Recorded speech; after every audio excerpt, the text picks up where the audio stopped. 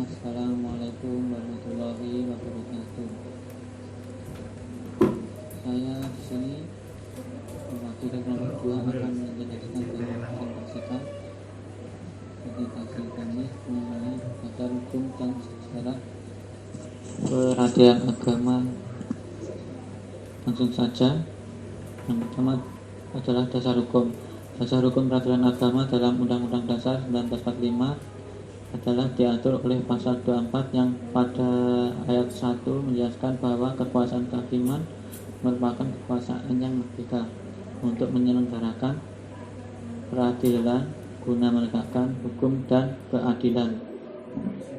Dalam ayat 2 dijabarkan bahwa kekuasaan kehakiman dilakukan oleh sebuah Mahkamah Agung dan badan peradilan yang berada di bawahnya dalam lingkungan peradilan umum, lingkungan peradilan agama, lingkungan peradilan militer, dan lingkungan peradilan tata usaha negara, dan oleh sebuah mahkamah konstitusi. Kemudian ayat 3 menegaskan bahwa badan lain yang fungsinya berkaitan dengan kekuasaan kehakiman diatur dalam Undang-Undang Nomor 7 Tahun 1989 tentang peradilan agama sebagai diubah terakhir kalinya dengan Undang-Undang Nomor 50 Tahun 2009 yang dalam pasal 2 menegaskan bahwa peradilan agama merupakan salah satu laksana kekuasaan kehakiman bagi rakyat mencari keadilan yang beragama Islam mengenai perkara perdata tertentu yang diatur dalam undang-undang.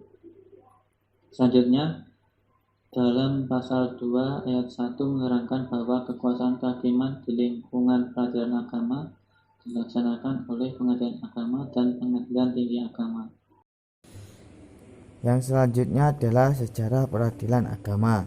Peradilan agama diawali sebelum Belanda melancarkan politik hukumnya di Indonesia. Hukum Islam sebagai hukum yang berdiri sendiri telah mempunyai kedudukan yang kuat baik di masyarakat maupun dalam perundang-undangan negara. Kerajaan-kerajaan Islam yang pernah berdiri di Indonesia melaksanakan hukum Islam dalam wilayah kekuasaannya masing-masing. Dengan timbulnya komunitas-komunitas masyarakat Islam, maka kebutuhan akan lembaga peradilan yang memutus perkara berdasarkan hukum Islam makin diperlukan. Pada masa pemerintahan VOC, kelembagaan peradilan agama akan dihapuskan dengan membentuk peradilan tersendiri dengan hukum yang berlaku di negara Belanda. Namun kelembagaan ini tidak dapat berjalan karena tidak menerapkan hukum Islam. Dengan lahirnya Undang-Undang Nomor 1 Tahun 1974 tentang perkawinan adalah untuk memperkokoh keberadaan pengadilan agama, dan undang-undang ini tidak ada ketentuan yang bertentangan dengan ajaran Islam. Dan dalam pasal 1 dan 2 ayat 1 undang-undang ini semakin memperteguh pelaksanaan ajaran Islam atau hukum Islam.